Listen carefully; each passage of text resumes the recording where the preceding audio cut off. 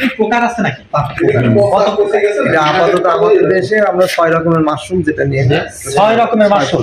আপনার এটা কোন মাশরুম? এটা ওয়েস্টার মাশরুম। ওয়েস্টার বা খড় মাশরুম বলা হয়। শুধুমাত্র আমরা অর্থনৈতিকভাবে বিভিন্ন বা আমাদের প্রযুক্তিগত দুর্বলতার কারণে আমরা কিছু কিছু ফসলকে আমরা উৎপাদন করতে আমরা সক্ষম না, আমরা অক্ষমের রূপ নিয়েছে। কিন্তু এখন এই যে আপনাদের মতন কিছু মানুষ আছে যারা কিন্তু উদ্যোগ নিচ্ছে, এই যে ছোট ছোট যে সমস্ত নার্সারি করছে, এই নার্সারির মানে তারা কিন্তু বিকশিত করছে, আলোচনার চেষ্টা করছে যে না এটা আমরা ট্রায়াল হিসেবে কাজ করি, যেমন আপনি ট্রায়াল হিসেবে কাজ করছেন, চেষ্টা করছেন যে আসলে এইটা করলে আমার মনে হয় এটা একটা সমাজের জন্য একটা উপকার হবে, একটা ভালো একটা দিক হবে। এই যে উদ্যোগটা, এই উদ্যোগটা সমস্যা। এই মাশরুম আমার আম্মা একসময় খেতেন, ব্যাঙের ছাতা মনে করে, কিন্তু এখন মাশরুম হইলে আমার আগে না। আমার আম্মা এই মাশরুমটা যে সবজি নিয়ত সেটা ভালো হয় না।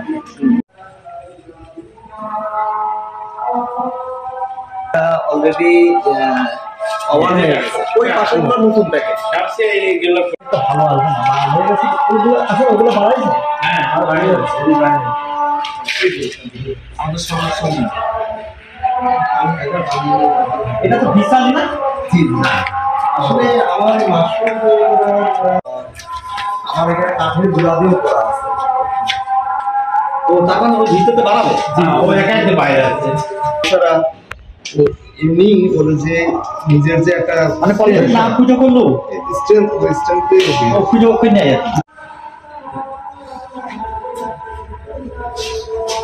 ওটা হচ্ছে গত বছরে, আমার এই বছরে 4 মাসে আমার এই এর ভিতরে কি শুধু বিশালি শুধু বিশালি আগে তো আর দিয়ে আছে ওই মাশরুমের বীজ। এই মাটি নাই? না না না, ওসব কিছু নেই। মাশরুম তো মাটিতে ওইভাবে হয় না, বীজ হয় মাটিতে, সেগুলো বিষাক্ত। কি প্রকার আছে নাকি? আপাতত আমাদের দেশে আমরা 6 রকমের মাশরুম যেটা নিয়ে 6 রকমের মাশরুম। আপনার এটা কোন মাশরুম? এটা ওয়েস্টার মাশরুম। ওয়েস্টার বা খড় মাশরুম বলা হয়। খড় মাশরুম মানে উৎকৃষ্ট কোনটা? উৎকৃষ্ট হচ্ছে আপনার ঋষি মাশরুম যেটা বলে। ঋষি, সেটা কি এখন করেন? সেটা আমার আছে, মানে ওটা কি করতে খরচ বেশি? এটা খরচ বলতে ওইটা সবসময় হবে না, ওটা গ্রীষ্মকালে। ওটা গ্রীষ্মকালে, আর শীতকালে এটা শীতকাল থেকে কিভাবে সংগ্রহ করে? এটা বীজ বলতে কি এটাকে আমরা বাণিজ্যিক স্পন বলি। আচ্ছা, আর এই প্যাকেটটা যখন আমরা তৈরি করেছি সে সময় আমরা যেটা ব্যবহার করেছি সেটা হচ্ছে মাদার কালচার 1। হ্যাঁ, আর পিওর মাদার কালচার সেটা আমি ঢাকা থেকে বর্তমানে ক্রয় করে আনছি, সাভার থেকে। সেটা পিওর মাদার কালচার আবার তৈরি করা হয়েছে টিস্যু কালচার। এই টিস্যু কালচারটা হয় হলো এই যে আমার যে মাশরুম যে ফুটিং গুটি বলা হয়, হ্যাঁ, এটা জুভেনাইল স্টেজ। আরেকটু যখন বড় হবে ওটার থেকে একটা টিস্যু নিয়ে টিস্যু কালচার ল্যাবের মধ্যে জীবাণুমুক্ত পরিবেশে সেখান থেকে ওই বীজ তৈরি করা। আচ্ছা, আমি একটু জানতে চাচ্ছি আপনার কাছে যে কৃষিবিদ, এই যে পলিথিন দিয়ে আমরা যে খড় দেখতে পাচ্ছি বিছালি, জি জি, আচ্ছা এই বিছালি যেটা আমরা কতটুকু বিছালি আছে তা জানি না, তবে এর ভিতরে বীজ আছে কয়টা? এখন এটা যে খড়, আমি প্রসেসটা যদি বলি সংক্ষেপে, সেটা হচ্ছে খড়টা আগে ছোট করে কেটে নিতে হবে। আচ্ছা, 1 থেকে 1.5 ইঞ্চি, এবং পরবর্তী এটাকে সিদ্ধ করতে হবে গরম পানিতে। মানে এই খড়টাকে সিদ্ধ করতে হবে। আচ্ছা, কারণ ওই খড়ের ভিতরে বিভিন্ন ধরনের জীবাণু মাইসিলিয়াম থাকতে পারে।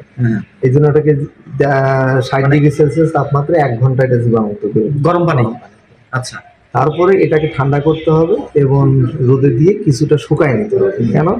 কারণ যদি বেশি আর্দ্রতা থাকে তাহলে কিন্তু এটা কন্টামিনেট হয়ে যাবে, বিভিন্ন অন্য ভাঙাসে আক্রান্ত হয়ে সেটা কিন্তু আর এই সাদা ফুল মাইসিলিয়াম গ্রো করছে, এটা কিন্তু ফুল সাদা হবে না। কারণ আমার এখানে একটু দেখছেন যে এটা কিন্তু একটু কন্টামিনেট আছে।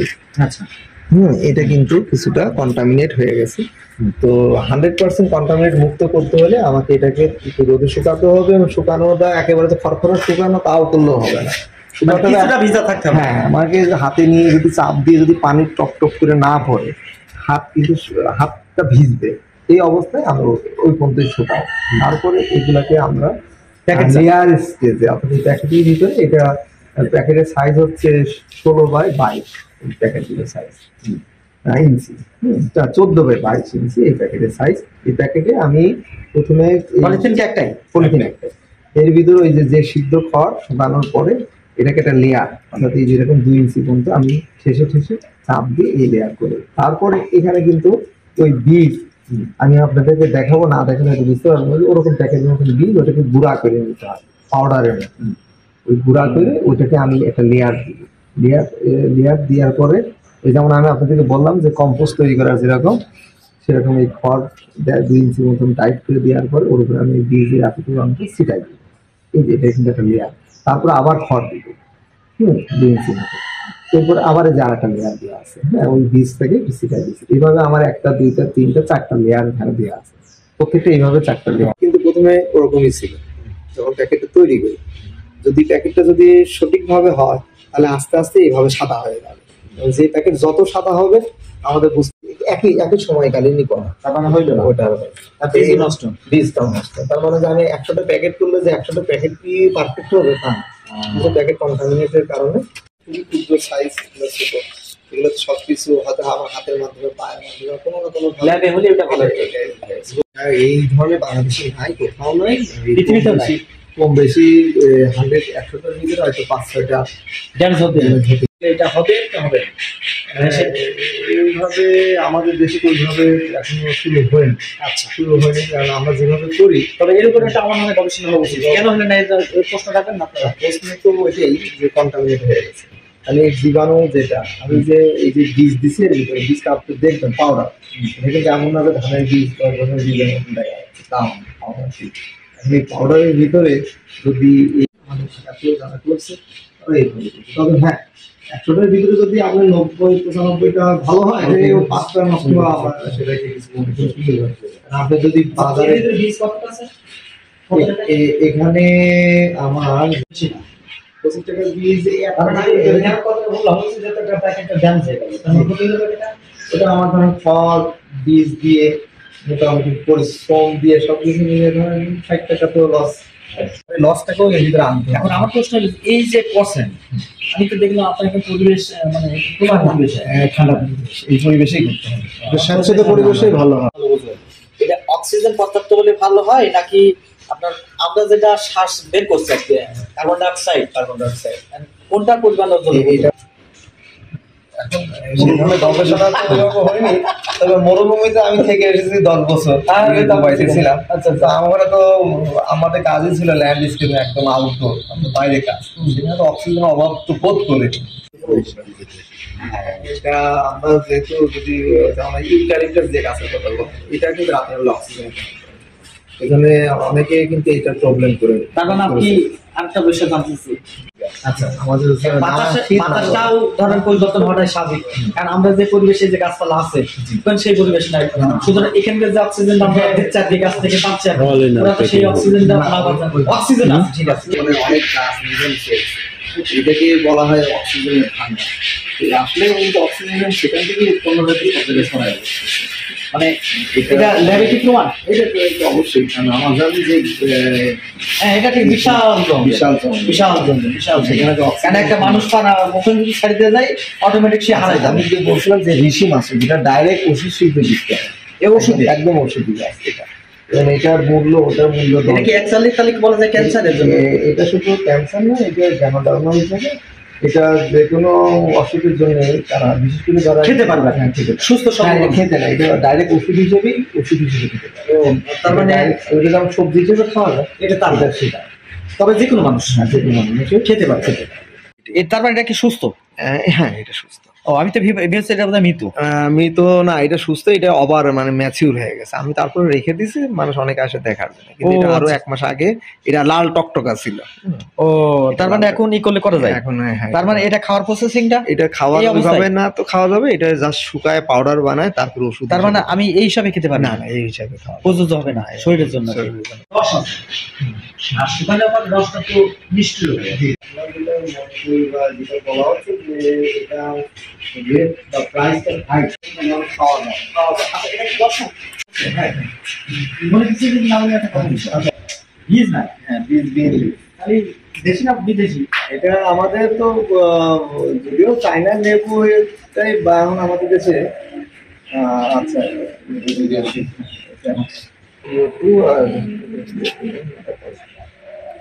কথা বললাম আমি, এই বীজটা যেটা আমরা PO2 প্লিউরোটাস অস্পিওটাস ওয়েস্টার্ন মাশরুমের একটা জাত, ওয়েস্টার্ন মাশরুমের একটা জাত, এরকম আরো অনেকগুলো জাত আছে, এইচকে আছে হংকং।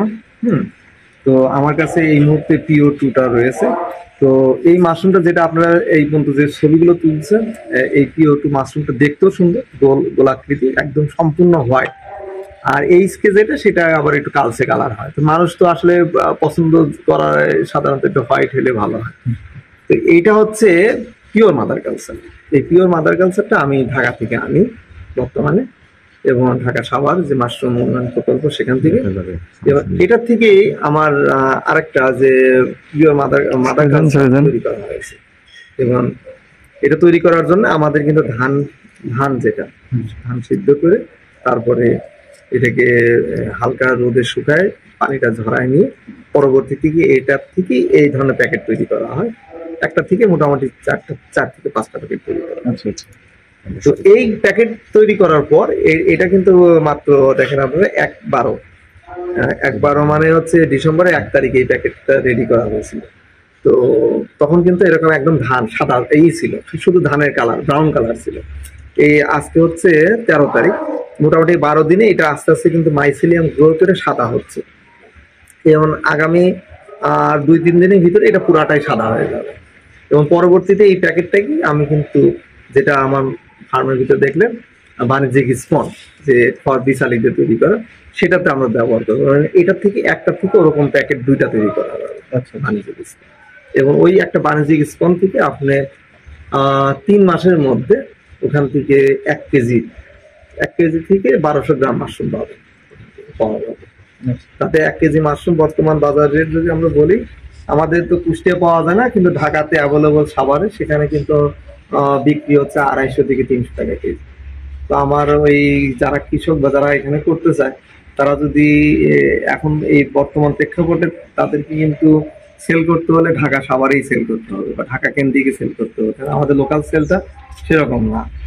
কেউ যদি এখন মনে করে যে আমি 10 কেজি উৎপাদন করতে পারবে, কিন্তু সে 10 কেজি লোকালে সেল করতে পারবে না। তাকে কিন্তু ওই 300 টাকা রেটেই বিক্রি করতে হবে, এর থেকে বেশি মূল্য সে পাবে না। তাতে আমার দেখা যায় যে একটা প্যাকেট যদি একজন কৃষক এখানে করে ঢাকাতে সেল করে, তার এক প্যাকেটে তার 50 থেকে 60 টাকা তার লাভ থাকবে, প্রফিট থাকবে সব খরচ বাদ দিয়ে। এবং সে যদি একসাথে 100 প্যাকেট করে তাহলে 6000 টাকা। এবং আমার যে রুমটা দেখলেন, এই রুমের সাইজ হচ্ছে 30 ফিট বাই 15 ফিট, 18 ফিট।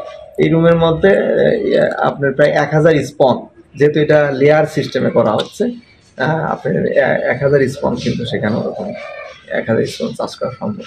যেমন 1000 স্পন থেকে বাণিজ্যিক স্পন থেকে সে পার ডে আপনার 5 থেকে 7 কেজি মাশরুম কিন্তু সে পাবে। তো এটা সেল করতে পারলে তার কিন্তু একটা মাশরুম থেকে 50 থেকে 60 টাকা যদি প্রফিট আসে 3 মাসে, তাহলে 1000 স্পন থেকে তার লাভ আসবে ধরেন 50 টাকা অ্যাভারেজ।